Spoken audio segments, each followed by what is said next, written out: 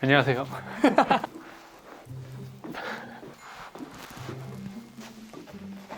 안녕하세요.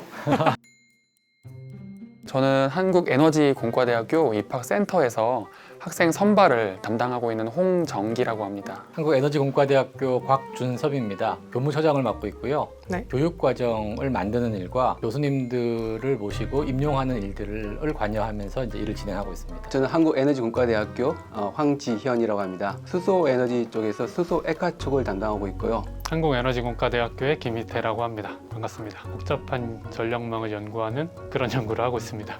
한국에너지공대의 환경기후기술 분야에서 연구를 하는 오명환이라고 합니다. 한국에너지공과대학에서 전력 반도체 분야를 담당하고 있는 강혜민이라고 합니다. 다양한 저장 방식이 있을 텐데 예. 그걸 왜 수소로 변환해야 될까요? 첫 번째는 공급과 수요가 일정하지 않다. 보통 보면 신재생 에너지를 통해 가지고 생산되는 전기 같은 경우는 시기라든지 시간이라든지 계절에 따라 일정하지 않습니다. 그것 때문에 부하의 변동이 심하고 활용하는 쪽에서도 계절에 따라 가지고 많이 쓸 수도 있고 적게 쓸 수도 있습니다. 그러니까 이제 신재생 에너지로 만들어지는 전기는 예. 계절에 따라 환경에 따라 예. 일정하지 않다는 말씀이시죠? 예, 그렇습니다. 그 불균형을 해결하기 위해 가지고 저장하는 그런 기술이 필요합니다. 아, 그러니까 그 남는 에너지를 저장을 예. 해야 된다는 그런 말씀이신 예, 그렇습니다. 거죠? 저장하는 데는 어떤 다양한 방법들이 있잖아요. 기술 성숙도 차원에서 봤을 때 현재 수소가 가장 유력한 대안으로 생각되고 있습니다. 제가 듣기로는 호주에서 예. 또 이렇게 수소를 수입해 온다고 들었어요. 예. 혹시 이거에 대해서도 혹시 이야기를 해주실 수 있을까요? 전 세계적으로 생산되는 위치에 따라 가지고 생산 단가가 차이가 많이 있습니다. 그렇군요. 예를 들어 호주 같은 경우는 수소를 생산하는데 한국에서 하는 것보다 거의 반값밖에 되지 않습니다. 왜 그렇죠? 호주 같은 경우는 그 풍속이 항상 일정하기 때문에 풍속이요? 보통 365일 중에서 한 90% 정도까지 안정적으로 생산할 수가 있습니다. 실내로 현재 진행 중인 한 개 프로젝트가 있는데 네. 호주에서 생산된 우리가 말하는 석탄에서 생산된 수소를 네. 액화시켜 가지고 일본으로 일단 이송하는 프로젝트 현재 진행 중에 있습니다. 아, 그거는 이제 그 계질인가요? 현재 생각하고 있는 것은 네. 그 계지를 통해 가지고 수소를 생산하는 방식을 생각하고 있는데 네네. 좀 길게 봤을 때는 친환경 에너지, 소위 말하는 풍력이나 태양력을 통해 가지고 생산된 수소를 하는 방향 현재 고려는 하고 있고요. 가까운 미래 5년 내에는 실 프로젝트가 될 거라고 생각하고 있습니다. 그렇군요. 전력망 얘기하는 게 되게 어려워요. 왜냐하면 저는 익숙한데 일반 분들이 전력망이라는 단어가 익숙하실지 모르겠고 또 그리드라는 표현도 정확히 뭔지 잘 모르실 것 같은데 맞습니다. 차 타고 가면 저희 철탑에 막 전선 있고 하잖아요. 네. 그런 거를 전력망 그리드라고 생각하시면 될 것 같습니다. 아, 그렇군요. 발전소도 연결돼 있고 변전소도 있고 전선도 있고 이런 복잡한 모든 것들을 모아서 그리드라고 생각하시면 될 것 같아요. 구체적으로 저희 학교에 여러 가지 분야가 있는데 차세대 그리드 분야에서 연구를 하고 있습니다. 그렇군요. 차세대 그리드라고 하면은 기존의 그리드를 좀 더 효율적인 방식으로 개선하고자 하는 그런 연구인가요? 네네, 맞습니다. 전력망이 점점 더 되게 복잡해지고 있거든요. 네. 예전에는 우리가 집에서 전기를 쓰기만 하면 됐죠. 근데 지금은 태양광 패널로 전기를 발전하는 분들도 가정에 있으시고 또 만들어 놓은 전기를 남으면 팔기도 하거든요. 네. 보통 사용하는 소비자, 이제는 생산하는 프로듀서까지 되고 있고 그래서 합쳐서 프로슈머라는 얘기도 나오고 있잖아요. 네. 그러면 결국에는 전력망이 되게 복잡해지는 거고 네. 지금은 뭐 풍력 발전, 태양광 발전, 전기를 만드는 방법도 굉장히 다양해지고 있어요. 네. 그냥 한마디로 복잡해지고 있거든요. 아, 그쵸. 예.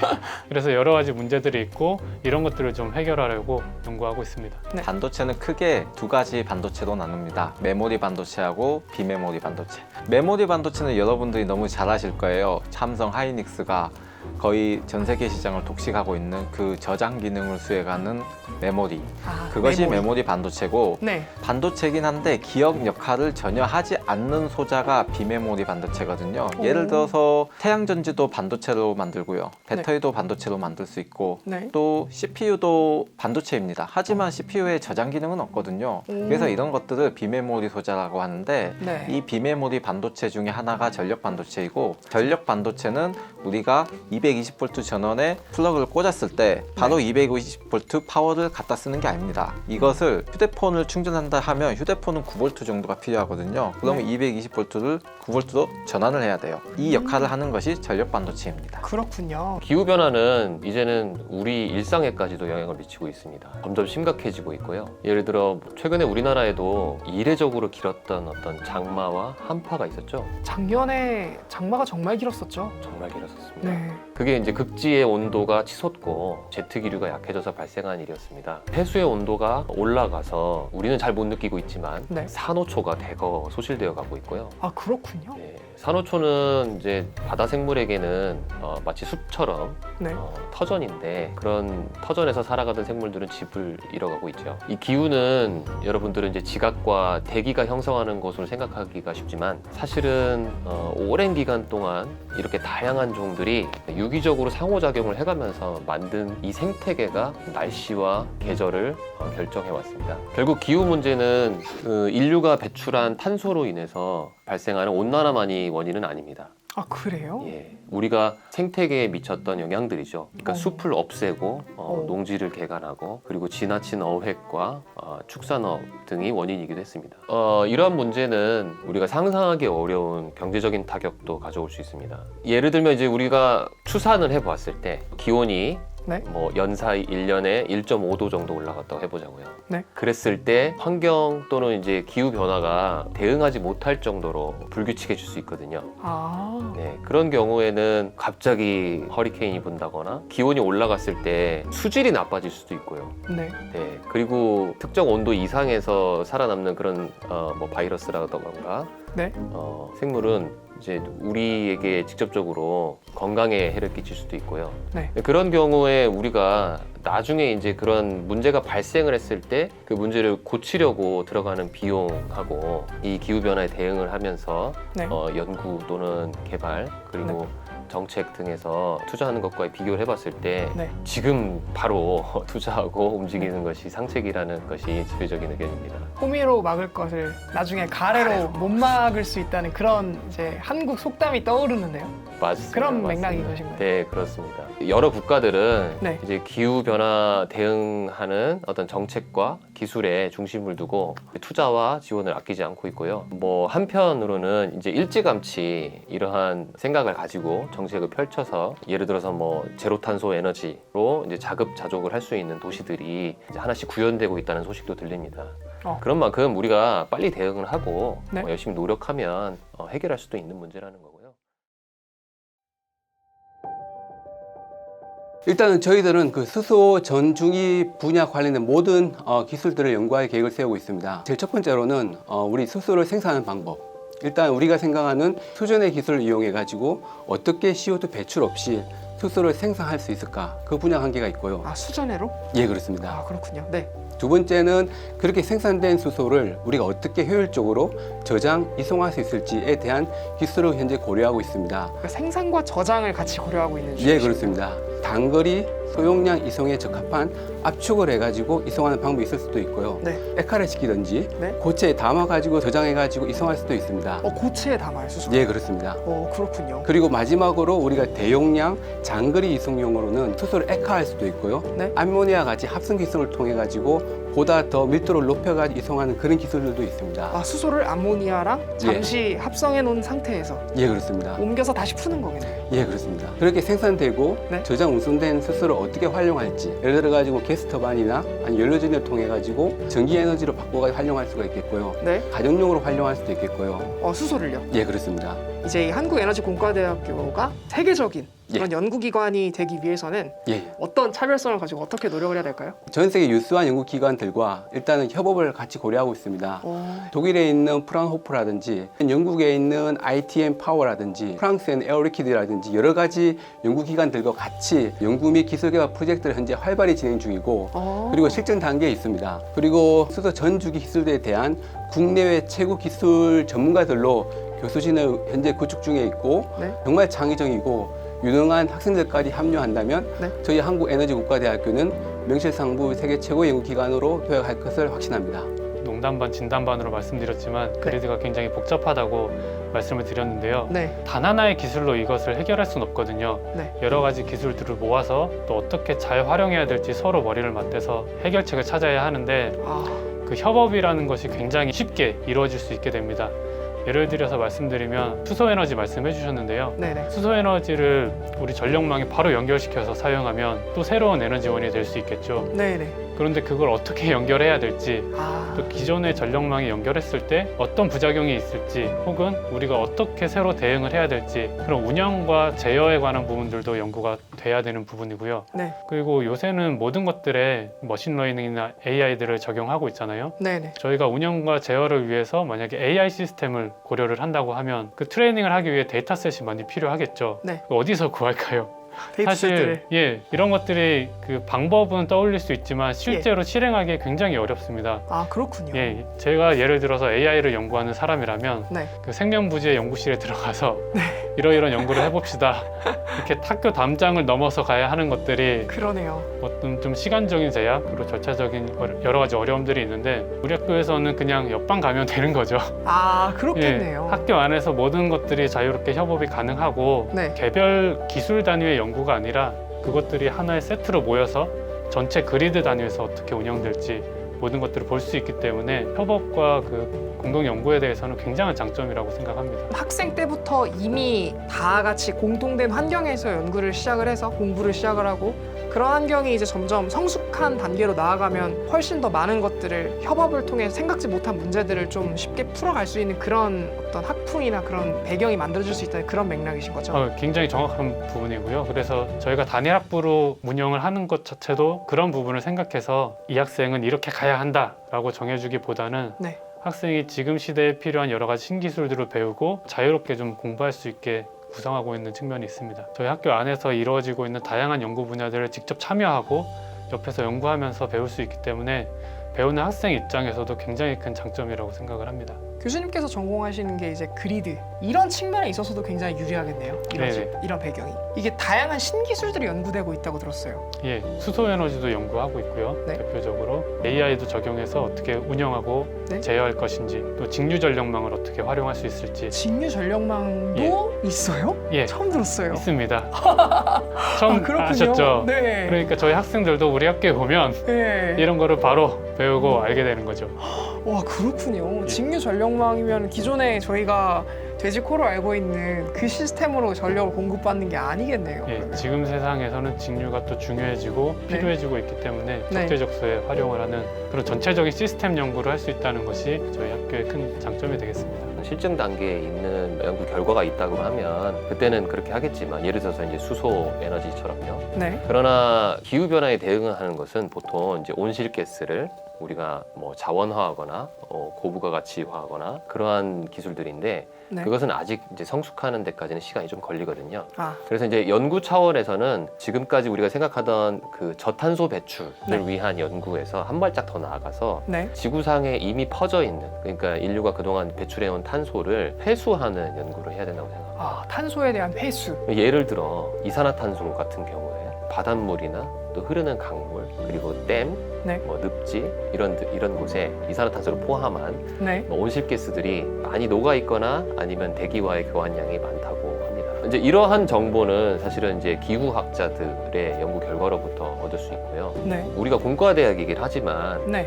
기초 과학에서부터 발전을 시켜 나가야 됩니다. 그렇군요. 네, 그래서 원리 그리고 메커니즘 연구 네. 그리고 공학, 기상학 네. 그리고 또는 뭐 상용화 기술까지 네. 연합해서 연구를 진행해야 된다고 생각합니다. 뭐 아까 이제 황지연 교수님께서 말씀하셨던 네. 수소 전주기 연구처럼 또는 김희태 교수님께서 언급하셨던 것처럼 이런 다학제 간의 공동 연구가 필요합니다. 이 기후 대응 기술이라고 하는 기후 변화 대응 기술이라고 하는 것은 독단적으로 해결할 수 있는 일이 아니고요. 네. 어느 한 분야가 그리고 시스템 레벨의 문제이기 때문에 네. 그리고 한편 또 촉각을 다투는 시급한 연구이기 때문에 기초 과학부터 상용화 기술까지 연합한 그런 연구 체계가 필요합니다. 그런 체계가 빨리 마련돼야 되는 것은 결국에 저희가 지금 직면하고 있는 기후 변화에 빠르게 탄력적으로 대응하기 위해서 그런 것이죠. 네, 그렇습니다. 이 에너지 변환 또는 탄소 회수와 네. 같은 기능을 수행을 하는 가장 좋은 시스템은 네. 식물입니다.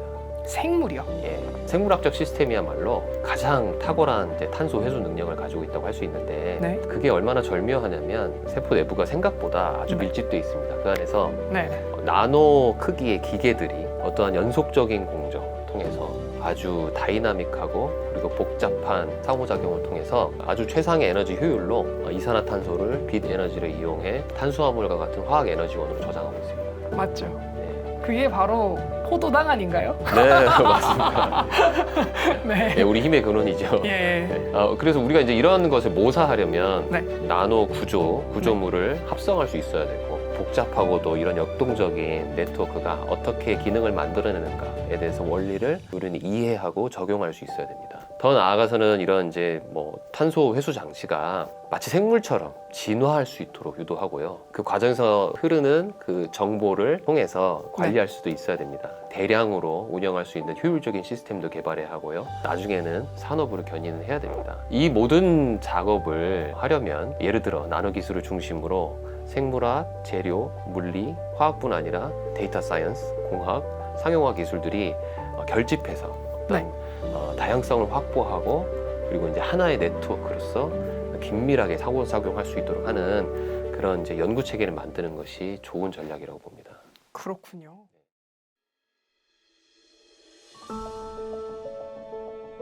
이 말씀해 주셨던 네네. 이 생물체와 같은 네. 이런 생태계와 같은 이런 시스템을 구축하기 위해서 켄텍은 어떤 걸 할 수 있을까요?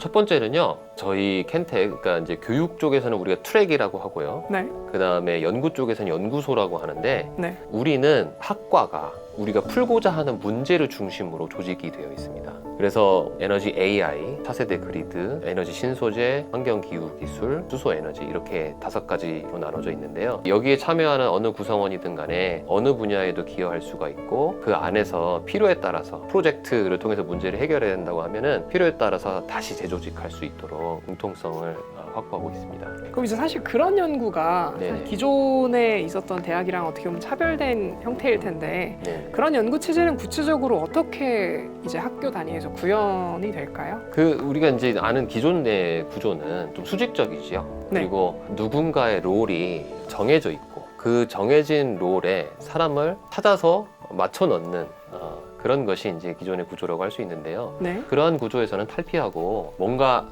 확실하게 진짜 이 목표는 우리가 이루어지겠다. 이 목표를 향해 달려가야 된다. 네. 그리고 그걸 위해서 우리는 정말 1에서 10까지 A부터 Z까지 세밀한 계획을 세워야 된다. 그러한 방식의 운영을 하려고 애쓰기보다는 네네. 우리가 언제든지 변화하고 또 진화할 수 있도록 어떤 발전을 위한 필수적인 기본적인 지침만 세워놓고 위에서 아래로 이렇게 명령하는 것보다는 수평적인 관계에서 서로가 이렇게 가이드를 해줄 수 있는 또는 각 구성원들이 남의 의견을 좀 귀담아 듣고 이해하는 습관을 가져야 합니다. 그러니까 자기 의견을 먼저 내놓기 전에 다른 사람들의 여러 의견을 먼저 이해하려고 하는 듣는 기. 네, 그런 태도, 그런 태도를 갖추도록 우리가 좀 캠페인을 해야 되고요. 네네. 그리고 이제 외적인 것보다는 내적 동기 집중할 필요가 있습니다. 내적 동기요. 우리가 이제 미팅을 하고 있는데 이게 잘 들어보니까 이게 뭐야? 의구심. 네, 그런 의구심이 들 때 우리는 눈치가 보여서 얘기를 못 하잖아요. 그렇죠. 네, 우리는 분위기에 맞춰야 되고 내 생각에는 이 말이 맞는 것 같은데 했다가 괜히 이거 뭐 중간도 못 가는 거 아닌가? 팀 단위에서는 그런 고민을 하는 학생들이 충분히 있을 것 같아요. 많죠. 근데 어느 정도는 자기 의견에 대한 확신을 가지고 네. 그리고 그것을 자유롭게 나눌 수 있어야 된다고 생각합니다. 그래서 그런 문화를 갖춰가면 아까 얘기했던 그런 이제 연구 체계 구축이 가능할 거라고 생각합니다. 그렇군요. 그리고 이제 한 가지만 더 말씀드리자면 이런 이제 토론하는 방법을 습득을 해야 됩니다. 토론 방법이요. 토론은 어떤 뭔가 완성된 결과를 요구하는 그런 자리가 아니죠. 네. 그러니까 한 사람이 영웅처럼 나타나서 내가 해결하겠어. 가자는 대로 해. 네, 내가 얘기하는 딱 이 논리대로 가면 다 절대적인 되는 카리스마. 거야. 네. 그런 자리가 아니고 네. 사실은 이제 의견들을 모아서 여러 다양한 사람들의 의견을 모아서 최대한 네. 그럴수록 우리는 더 많은 옵션을 갖게 되니까요. 그 안에서 최선의 방책을 마련해 가는 그런 자리죠. 네. 그리고 사안에 따라서는 어떤 회의는 발산적인 사고를 하는 아이디어를 모으는 회의일 때도 있고요. 네. 어떨 때는 사안에 대해서 사람들이 이해하는 그런 회의일 때도 있고요. 네네. 또 어떨 때는 뭐 수렴적으로 구체적인 방안을 모색해야 되는 것도 있습니다. 좋은 토론이라는 것은 어떻게 하는 것인가에 대해서 네. 습득할 필요가 있습니다. 그리고 시스템 차원에서는 각자가 자기의 어떤 업적에만 너무 집중하기보다는 이 커뮤니티에 어떤 내가 어떻게 기여할 수 있을까 네. 그런 것을 이제 중요시하는 태도도 좀 필요하고요. 또 한편으로는 이 커뮤니티는 그러한 이 기여에 대해서 존중해주고 그리고 보상도 해주고 박수갈채도 보내줄 수 있는 그런 문화가 형성돼야 됩니다. 저희 학교의 조직은 규모도 작고 네. 에너지 인재를 육성한다는 분명한 목적의식을 갖고 있거든요. 네. 규모가 작고 분명한 목적이 있다는 건 스타트업이잖아요. 그렇죠. 저희는 저희끼리 대한민국의 교육 스타트업이다 이렇게 반농담 진담으로 얘기를 하고 있는데 학생들이 이미 스타트업을 시작하는 거네요. 학교 그렇죠. 입학하자마자. 예, 배움과 동시에 어떻게 연구를 진행을 할지 또 거기서 얻은 것들을 어떻게 창업을 할지 스타트업 인큐베이터 역할을 할 수도 있고 또 연구의 슈퍼바이저 역할을 할 수도 있고 그런 역할을 담당하려고 지금 목적을 세우고 학교를 만들고 있고요. 또 구성원들 자체도 저희가 좀 젊은 조직으로 다양한 아이디어를 실현해보자 라는 어떤 그런 의식을 갖고 계시고 실제로 학교를 처음 만들면서 회의가 얼마나 많겠어요. 아, 그렇죠. 근데 그 많은 회의들 가운데서도 하시는 말씀들이 굉장히 열려 있고 젊은 교수들이 다양한 아이디어를 제시했을 때 가감없이 받아주시고 하는 그런 부분들에서 정말 이 열린 학교를 만들고자 하는 진정성이 많이 느껴져서 거기에 감화가 돼서 열심히 하게 되더라고요. 아, 그렇군요. 신생학교고 이제 입학함과 동시에 분명하게 자기의 목표나 진로가 있다면 가장 자신의 역량을 기를 수 있는 학교고 이런 학교가 우리나라에 생긴다는 생각을 해보니까 정말 좋은 것 같습니다. 좀 기쁜 마음으로 열심히 준비하고 있고요. 학생들도 많이 들어와서 같이 함께하면 좋을 것 같습니다. 정리하자면 이제 네. 저희 캠텍은 기후변화 대응에 한 발짝 앞선 탄소 회수 연구를 실시하고 그리고 마치 하나의 살아있는 생물과 같은 그런 협력적인 연구 체계를 구축해야 한다고 생각합니다. 마치 이제 살아있는 생물처럼 항상성을 갖고 진화할 수 있는 그런 연구 체계를 말하는데요. 네. 우리 이제 브레인을 생각을 해볼 수 있죠. 뇌는 사실은 다양한 뇌세포가 존재하고 각각 어느 정도 이제 좀 자유롭게 움직이고 서로 상호작용을 하죠. 그리고 이제 각각의 뇌세포가 모여서 마음을 만들고요. 이제 그 마음은 의지나 어떤 감정 같은 걸로 나타나죠. 그런데 이제 이러한 그 각각의 뇌세포들은 사실 서로 경쟁하기보다는 협력합니다. 만약에 뇌세포 하나하나에게 스스로의 의지가 있었다고 해보자고요. 자기가 주변의 리소스를 더 많이 흡수하고 에너지를 이용을 하고 싶어 한다고 해보자고요. 굉장히 괴롭겠네요, 뇌는. 그렇습니다. 네. 그런 세포가 뭐죠? 암세포입니다. 암세포겠네요. 네. 자기만 복제하는 것만 무선으로 하는. 그렇습니다. 그래서 이렇게 마음을 형성을 하고 마음에 따라서 새로운 것을 학습하거나 또는 위험을 학습하고 네. 감정을 받아서 그리고 다음 학습에 또 영향을 주고 그런 식으로 우리 뇌는 뭔가 창의라고 하는 걸 해나가고 주위 환경에 적응하고 또 진화를 해나갈 수 있는 겁니다. 우리 연구 체계도 그래야 한다는 겁니다. 뇌처럼요. 각 분야가 뭐 서로 경쟁하거나 서로 동떨어져 있다거나 그렇게 하기보다는 좀 활발하게 소통하고 전체로서 피드백을 주고 끊임없이 연결성을 바꿔나가면서 학습해 나가야 된다는 겁니다. 그랬을 때 우리는 비로소 이러한 어떤 창의성을 바탕으로 변화해가는 환경에 적응하고 진화해 나갈 수 있을 거라고 생각합니다. 대부분의 대학생들은 캠퍼스라는 큰 울타리 안에서 네. 의식주를 해결한다거나 캠퍼스 밖에 나가면 주로 이제 술을 마신다거나 이제 뭐 본인의 여가를 즐긴다거나 이런 네. 형태를 하는데요. 네. 사실상의 교육은 캠퍼스 안에서만 이루어진다라는 거죠. 그런데 저희 한국에너지공과대학은 나주 혁신 도시와의 연계를 통해서 학생들의 다채로운 생활과 경험을 대학 캠퍼스 내부뿐만 아니라 나주라는 도시 자체에서도 체험할 수 있게 하려는 것이 시티 캠퍼스입니다. 그러니까 기존의 대학 생활과 체험의 장을 대학 캠퍼스 내부로 규정 짓지 않고 도시의 가용한 리소스를 가능한 활용해서 주민들과 협의하여 학생들이 접근하고 활용할 수 있도록 하는 것입니다. 그렇군요. 예. 혹시 이게 사실 이렇게 듣기에는 약간 그럴 수 있겠구나라는 예. 건 머리로 이해할 수 있지만 이게 좀 가슴으로 와닿지는 않는데 혹시 예. 예를 좀 들어주시면 좀 도움이 예. 될 것 같아요. 영국에서 공부할 때 네. 제가 공부했던 대학에서는 도시 자체에 캠퍼스가 흩뿌려져 있었습니다. 그 건물들이. 그래서 아, 진짜요? 예, 어떤 건물에서 다른 건물로 이동하기 위해서는 상당히 먼 거리를 이동해야 했고요. 오. 그렇기 때문에 자연스럽게 학생들이 자전거를 타고 이동을 하게 되는데 네. 이런 것이 안정적으로 자리 잡다 보니까 학생뿐만 아니라 그 학교를 구성하는 교직원, 교수 모두가 자전거를 타고 다니고 동네의 주민들까지 모두 자전거를 이용하는 자전거 도시가 되었습니다. 아, 시티 캠퍼스이기 때문에 나주시의 주민들과 함께 할 수 있는 축제의장을 여러 각도로 생각을 해보고 있거든요. 오, 네네. 예를 들어서 코스프레 마라톤. 코스프레 마라톤이요? 예, 그러니까 뭐든지 이제 창의력에 기반한 거예요. 네네. 그러니까 기존의 마라톤은 달리는 거에 집중을 했다면 네. 코스프레 마라톤은 본인이 내뿜고 싶은 독특한 모습을 가지고 와서 마라톤을 하는 거죠. 예를 들면 예. 뭐 군인, 밀덕 같은 경우에는 예, 뭐 군인도 군인 있고요. 복장을 해가지고 뛸 수도 있겠네요. 창의력을 최대한 장려하고 네, 학교뿐만 아니라 주민들이 같이 참여할 수 있게 하는 그런 행사가 하나 있고요. 네. 종이배 띄우기도 있습니다. 종이배에 오. 사람이 직접 타는 것이죠. 사람이요? 부력을 잘 계산해야겠는데요. 예, 제가 실제로 있었던 대학에서, 그러니까 저희가 어렸을 때 종이배 접기를 하며 이런 상상을 하게 됩니다. 아, 저 종이배에 사람이 탈 수 있을까? 뭐 태울 수 있을까? 예, 한 번쯤은 상상을 해보게 되는데 맞아요, 맞아요. 그것을 실제 대학에서 경진 대회를 하는 것을 보고 깜짝 놀랐어요. 대학에서 정말 종이로만 배를 만들고 거기에 사람 대여섯 명이 탑니다. 의외로 많은 사람이 탈 수 있는데 네. 그 배가 가라앉지 않게 하기 위해서 갖가지 아이디어를 동원을 해서 배를 디자인합니다. 하지만 종이로만 만들어야 되고. 예, 종이배의 모습도 다양하고요. 어쩌다가 침수가 발생하면 학생들이 이제 천천히 가라앉는 배를 막기 위해 물을 퍼내고 이런 재미있는 장면들도 연출되거든요. 네네. 이것 또한 켄텍의 학생들뿐만 아니라 지역 주민들이 함께 할 수 있는 행사 중 하나라고 생각합니다. 이거 이외에도 또 어떤 볼거리나 어떤 같이 항유할 수 있는 그런 문화 그런 것들이 있을까요?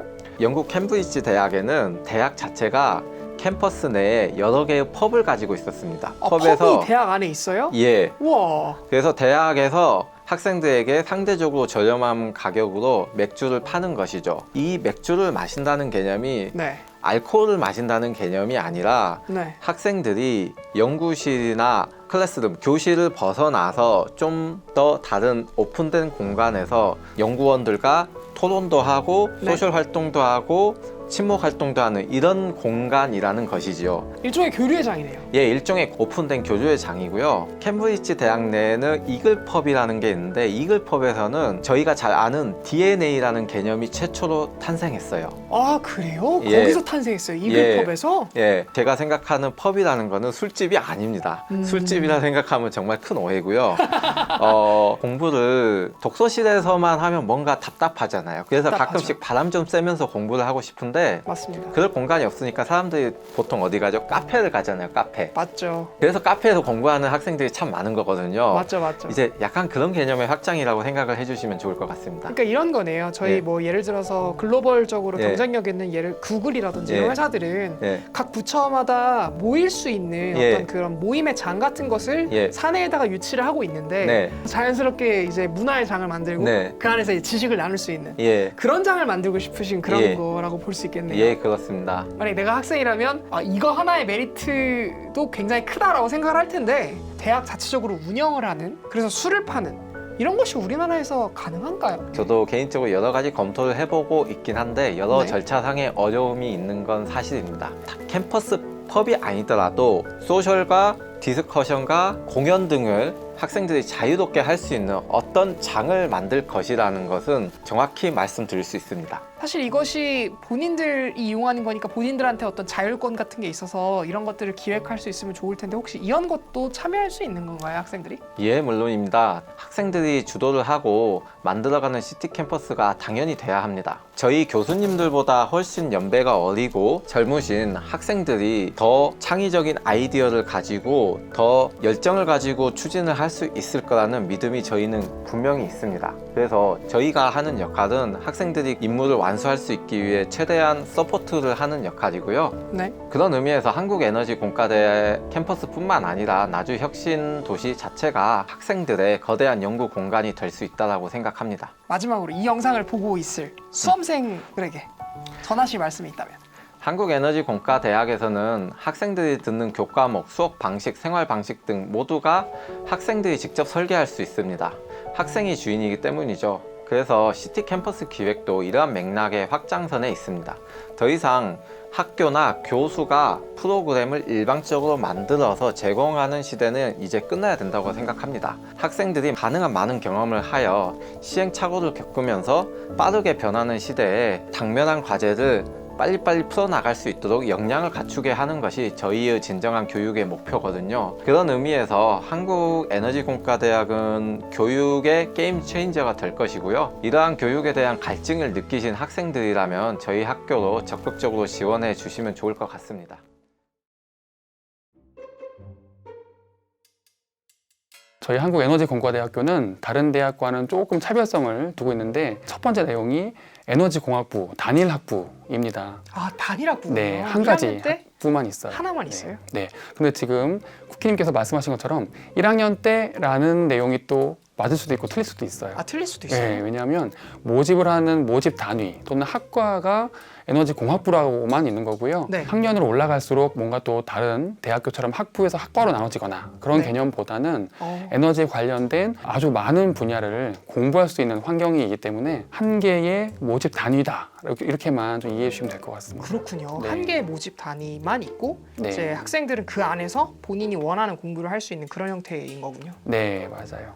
학생 선발은 그럼 어떤 식으로 되나요? 네, 학생 선발은 에너지공학부 단일 학부로 모집을 하고요. 전체 한 110명 내외로 모집을 합니다. 그 110명 내외 중에 100명을 수시 모집으로 선발을 하고요. 10명을 정시 모집으로 선발을 합니다. 그러면 100명이 수시로 네. 들어오고 네. 10명만 정시로 들어오는 구조예요? 네. 수시 비율이 훨씬 세네요. 네. 그렇게 하신 이유가 있어요? 10명의 정시 모집을 선발하는 그 이유라던가 또는 그 비율은요. 그 학생들에게 조금 더 다양한 지원의 가능성을 좀 열어주기 위해서 수능을 본 친구들도 지원을 하게끔 그렇게 10명 정도 좀 구성을 하였습니다. 한 학년에 110명밖에 없는 거예요? 네, 그렇습니다. 한 학년에 110명이고요. 4학년까지 다 채워지게 되면 우와. 학부생은 440명 또는 편하게 400명이라고 생각하시면 될 것 같아요. 와, 굉장히 어떻게 보면 소수네요. 네, 소수 정예이고요. 네. 그리고 저희 대학이 지향하는 대학의 그 방향이 강소대학이거든요. 강소대학. 네, 작지만 강한 대학. 그렇기 때문에 저희 교수님들과 저희 직원들은 100명씩, 400명 또는 나중에 또 기회가 될 때 말씀드릴 대학원생 분들까지 한 1000명 정도의 학생을 아주 전담해서 교육을 하고 기숙형 생활을 하게 됩니다. 그래서 많은 학생들, 모든 학생들이 함께 자고 먹고 교육을 하고 생활을 하게 됩니다. 여기에 입학하고 싶은 학생들의 서류 평가가 어떤 식으로 되는지에 대해서 간단하게 소개를 좀 부탁드릴게요. 수시 모집을 먼저 조금 짚고 말씀을 드리고 싶어요. 네. 수시 모집은 일반 전형하고 고른 기회 전형으로 90명, 10명 내외로 선발을 하고요. 네. 학생부 종합 전형으로 선발을 하게 됩니다. 1단계 전형이 서류 평가이고요. 2단계 전형이 면접 평가입니다. 그래서 지금 여쭤봐 주신 그 서류 평가라던가 이런 내용에 있어서는 네. 4배수 정도의 면접 대상자 또는 2단계 선발 대상자를 네. 이렇게 선발하게 되고요. 서류 평가는 이제 학교 생활 기록부와 자기소개서 등의 제출 서류로 서류 100%로 학생부 종합전형으로 선발을 하고요. 2단계는 1단계 서류평가 50%와 면접평가 50%를 합산을 해서 선발을 하게 됩니다. 그리고 면접은 학생부 기반의 30%, 창의성 면접 70%로 합산을 해서 선발을 하게 됩니다. 저희 대학교의 핵심 가치, 그리고 핵심 역량, 지원 적합성이라는 그 3가지 카테고리로 지원한 친구들을 좀 이렇게 살펴보게 되고요. 그 3가지의 기준에 각각의 평가 기준을 설정을 하려고 합니다. 수학이나 과학 분야에 대해서 학습한 경험이나 또는 역량이 있는지를 바라보게 되고요. 네. 지구와 환경에 대한 고민을 했는지, 그리고 우리 사회에 대한 관심을 얼마나 가지고 있는지, 이렇게 고민해 본 경험이 있는지에 대해서 학교 생활 기록부나 또는 자기소개서의 내용을 가지고 살펴보고자 합니다. 그렇군요. 그러면 여기 지원한 학생들의 서류는 그런 식으로 평가가 되는 거고 면접도 보게 될 텐데 면접은 어떤 식으로 이루어지나요? 면접은 크게 2가지로 구분이 되는데요. 면접 평가도 학생부를 보긴 합니다. 2가지 종류로 학생부 기반 면접과 창의성 면접으로 이루어져 있어요. 그래서 학생부 기반 면접은 학생부라는 서류 내용의 사실 여부나 진위 여부 등 하고요. 또 우리 대학교, 한국에너지공과대학교에 합당한 그런 지원 적합성, 네. 그리고 학업 역량 등을 주로 살펴보게 됩니다. 네. 특히나 그중에 학업 역량 평가는 학생부에 기록되어 있는 그 각 과목별 세부 능력 및 특기사항, 보통 우리 용어로 세특이라고 하거든요. 세특. 네, 네. 그런 세특을 중심으로 학과 또는 교과별의 내용을 질문을 하고요. 우리 학교에서 요구하는 학업 역량이 충분한지, 공부할 수 있는 준비가 되어 있는지를 살펴보게 될 것 같습니다. 그렇군요. 창의성 면접 같은 경우에는 어떻게 진행되나요? 그러면? 네, 창의성 면접은 저희가 6월 말경에 조금 더 상세한 내용들을 안내를 예시 형태로라도 같이 좀 드리고자 하는데요. 지원하시는 학생들의 창의성이라든지 생각의 발산적 사고력이나 문제 해결 능력, 어찌 보면 공학이 좀 기본적이면서도 조금 일반적으로 요구가 되는 내용들인데 네. 그런 내용과 더불어서 인문학적인 통찰 역량들을 좀 다각적으로 살펴보고자 합니다. 인문학적 통찰 역량이라고 일단 네. 들어봤을 때는 이게 뭘까라는 생각이 일단 드는데 혹시 이게 어떤 건가요, 네. 의미가? 저희 한국에너지공과대학교가 어쨌든 우리 지구와 환경을 위한 환경. 또 넓은 그 연구 분야를 갖고 있기 때문에 네. 같이 공부할 친구들이 인간과 사회를 위해서 얼마나 고민을 해왔는지에 대한 것들도 제가 좀 궁금하게 보고 있습니다. 그렇게 그렇군요. 생각해 주시면 조금 편하지 않을까 싶습니다. 사실 열심히 공부한 친구들이 지금까지 뭐 인문학적인 또는 뭐 지구 환경적인 이런 고민을 얼마나 많이 했겠습니까? 예, 그렇기 때문에 자연스럽게. 지금부터라도 자연스럽게 지금부터라도 그렇다면 내가 우리 대학으로 오기 위해서 내가 할 수 있는 게 무엇일까? 또 내가 지금까지 잘 살아왔던 지구에 좀 더 기여할 수 있는 공부 또는 학업적인 방법이 뭐가 있을까? 지금부터라도 한번 생각을 해보면 어떨까 합니다. 혹시 이런 내용들을 참고할 수 있을 만한 그 온라인 입시 설명회 네. 이런 것도 당연히 있을 텐데 혹시 언제 하나요, 이런 거는? 저희가 매주 화요일 날 오후 4시에 온라인 입시 설명회를 제공을 합니다. 제가 직접 또 이렇게 운영을 하게 되고요. 네. 아마도 지금 이 영상을 보시는 분들은 저희 한국에너지공과대학교 사이트에서 온라인 입시 설명회 예약을 하실 수가 있고요. 아, 웹엑스라는 툴이 있습니다. 웹엑스. 네, 셋업을 좀 해주시고 네. 또 예약을 해주시면 편하게 설명을 들으시고 또 문자 형태로 질문을 남겨주시면 아마 한 1시간 정도 궁금하신 점들을 안내를 드릴 수 있을 것 같습니다. 아, 그렇군요. 여기에 입학하고 싶은 학생들 같은 경우에는 여러 가지 측면에 대해서 많은 고민을 할 텐데 당연히 그럼 자소서에 대해서도 고민을 할 거라고 생각을 해요. 네. 자소서는 어떤 식으로 쓰면 입학에 유리할 수 있는지 그런 팁 같은 것도 있을까요? 1, 2번 항목이 좀 공통 항목이에요. 아, 근데 이제 3번 문항은 대학별로 자율문항이거든요. 네. 그래서 3번부터 말씀을 드리면 3번은 저희 대학에 지원하게 된 동기를 묻습니다. 그래서 그 지원하게 된 동기가 아까 앞서 말씀드렸던 뭐 인문학적인 내용 이런 것들이 좀 어렵더라도 네. 내가 이 분야에서 공부를 하고 싶은 이유, 공부하고 싶은 이유와 더불어 앞으로 연구하고 싶은 또는 관심 있는 분야를 조금 더 자세하게 구체적으로 써주시면 좋을 것 같고요. 마찬가지로 1, 2번에 해당되는 학습을 했던 경험이라든지 또는 2번 문항에 해당되는 협업이라던가 소통을 했던 그런 경험들을 좀 구체적으로 써주시면 차근차근 잘 살펴볼 수 있을 것 같습니다. 선생님께서 생각하시는 이런 학생들이 지원했으면 좋겠다라고 하는 개인적인 바람 네. 이런 것들이 있을까요? 한국에너지공과대학교는 에너지라는 키워드에 너무 국한되지 않아도 될 것 같아요. 저희가 지금 살고 있는 이 환경 네. 그리고 우리가 그동안에 배워왔던 수학 그다음에 물화생지라는 여러 과목들 또는 뭐 국어까지도 마찬가지고요. 모든 분야가 사실은 우리가 살고 있는 지구와 환경에 관련된 에너지에 또 관련된 학문이라고 생각하거든요. 네. 그래서 공학 분야에 열심히 공부하고자 하는 친구들은 누구라도 지원해 주시면 좋겠고요. 또 하나의 좀 부탁을 드리고 싶은 것은 저와 함께 또는 앞서 말씀드렸던 교수님들과 함께 1회 입학생으로 꼭 와주셨으면 좋겠습니다. 아, 그렇겠네요. 이제 1회 입학생이겠네요, 이번에. 네. 저희가 꿈꾸는 공학교육은 학생들이 지식이 자라야 됩니다. 하지만 이 지식이 네. 실제로 생활 속에서, 기업 속에서 적용할 수 있는 지식이 돼야 됩니다. 실제로 그래서 적용할 수 있는. 예, 그걸 저희가 역량 교육이라고 그러는데요. 네. 에너지 공대 학생들이라면 최소한 수학적 사고력과 인문적 통찰력, 협업적 소통이 가능한 역량, 이 세 가지 역량을 갖춘 학생들이어야 된다 생각을 하고 있어서 역량 교육이라고 하는 것을 생각을 하고 있고요. 네. 학생들이 자연스럽게 커리큘럼을 따라가면서 공부를 할수록 내재적인 역량이 키워지도록 저희가 준비를 하고 있습니다. 세 가지의 어떤 측면으로 이 교육 시스템을 저희가 볼 수 있는 것 같은데 학생이 주도하는 열린 교육이라는 측면이 있고 예. 지식이 살아 숨쉬는 역량 교육이라는 측면이 예. 있고 공동체가 세워지는 협동 교육이라는 측면 이렇게 세 가지 측면으로 제가 일단은 이렇게 알고 있는데 예.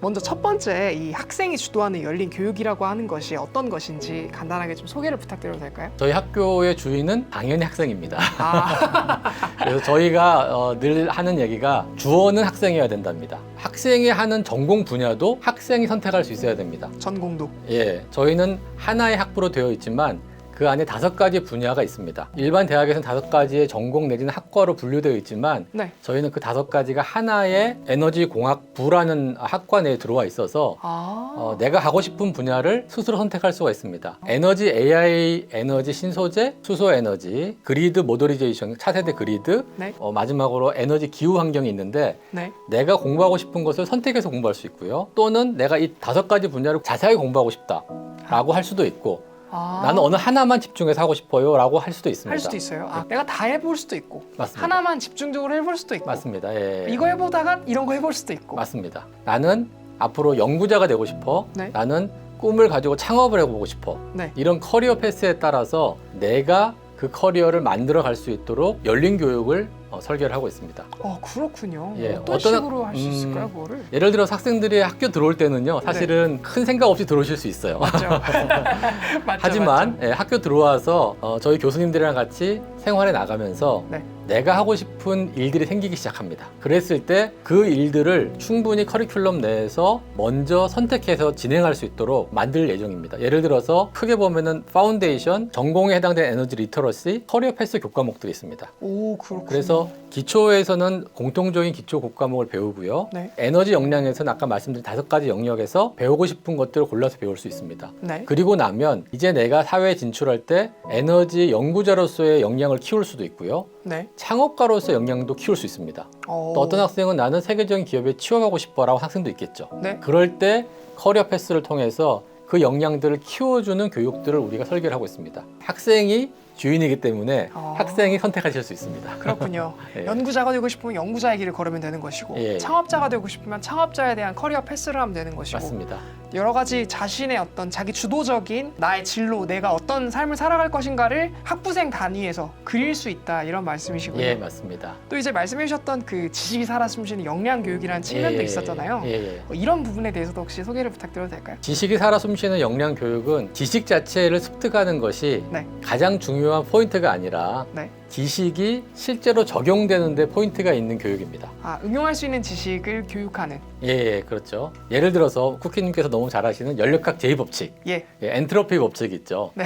저희가 엔트로피의 법칙이 무엇인지도 알아야 됩니다. T분의 Q라고 하는 엔트로피의 법칙을 저희가 알고 나서 네. 이것이 지식이라고 하면 네. 이것을 생각해서 개념을 잡는 것입니다. 예를 들어서 엔트로피의 법칙은 연력학 제1법칙이 에너지 총량이 있는데 네. 그 에너지는 쓸모 있는 에너지에서 쓸모 없는 에너지로 항상 전이해 간다. 네. 이것이 개념이지 않습니까? 네, 맞습니다. 자, 그럼 이걸 적용시켜 보시죠. 쓸모 있는 에너지에서 쓸모 없는 에너지로 전이가 되는데 네. 그 쓸모 없는 에너지의 형태는 열입니다. 그 외에 에너지로 변환되는 것들은 엔트로피가 증가되지 않는 것이거든요. 네. 그럼 여기서 2가지 적용이 가능합니다. 첫 번째, 나는 어떻게 하면 엔트로피를 더 증가시키지 않을 수 있을까? 저희가 실제 배운 지식이 실제 우리 생활에 어떻게 영향을 줄 수 있는지를 생각하는 교육, 그 교육을 저희가 꿈꾸고 있습니다. 그래서 저희 인재상이 네. 인류 공룡을 위해 미래 에너지에 도전하는 이렇게 되어 있습니다.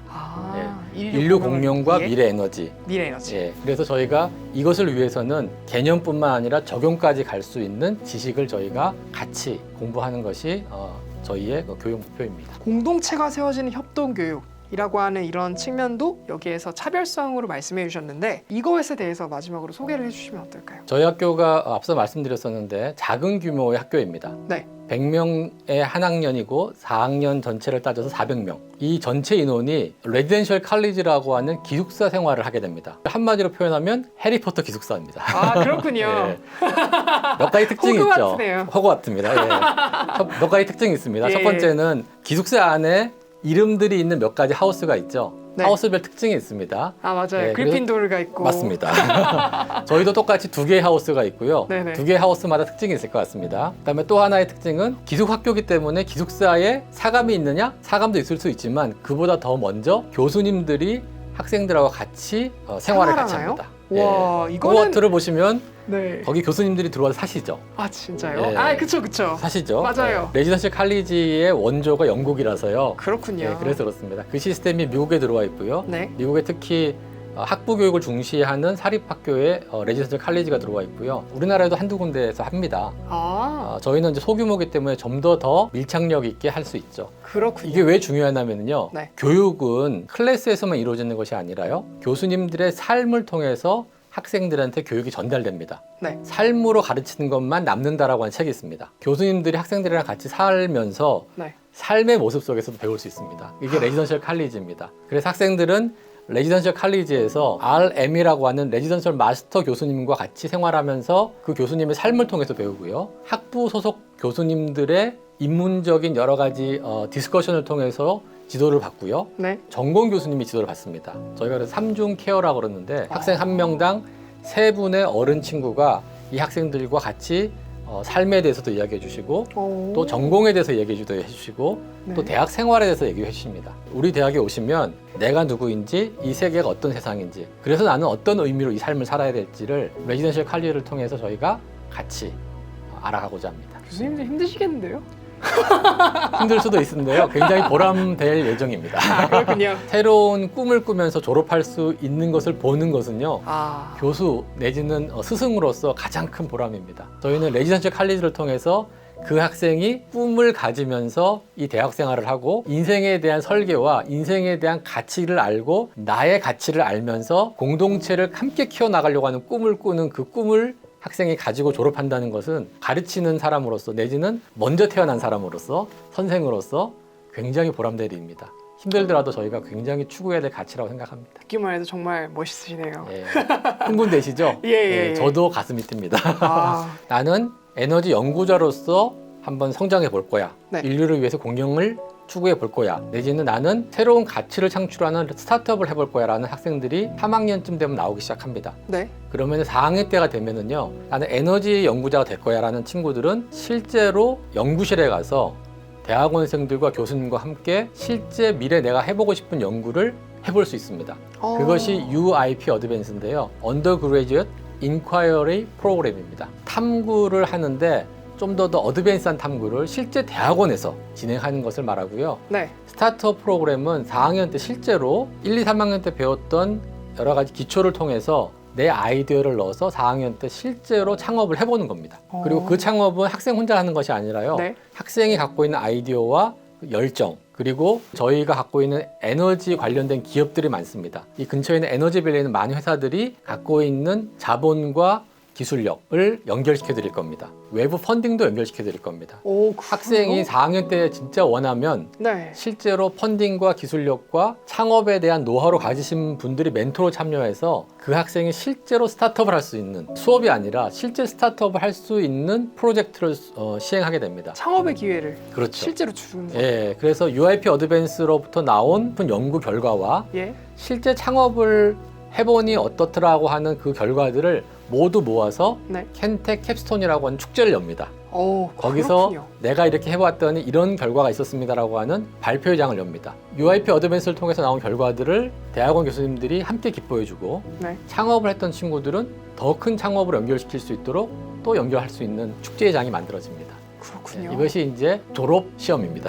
아, 이게 졸업 시험이에요? 네, 졸업을 하기 위해서는 이 코스를 반드시 거쳐야 됩니다. 아, 그렇군요. 예. 어떻게 보면 정말 모든 교육 시스템이 학생 주도적으로 가는 것도 있고 본인의 역량을 키우기 위한 것도 맞습니다. 있지만 예. 또 이게 정말 실전으로 사용할 수 있는 예. 내가 여태까지 학습했던 내용들이 예. 정말 내가 어떻게 살아갈지를 이제 바로 이렇게 삶에서 적용해 볼 수 있는 이런 창업 교육까지 된다고 하는 게 맞습니다. 경쟁력이 굉장히 있겠네요. 학생들 굉장히 매력적으로 느낄 것 같아요. 맞습니다. 사실은 4학년 졸업하면서 자신이 가지고 있는 굉장히 깊은 숨은 끼들이 있습니다.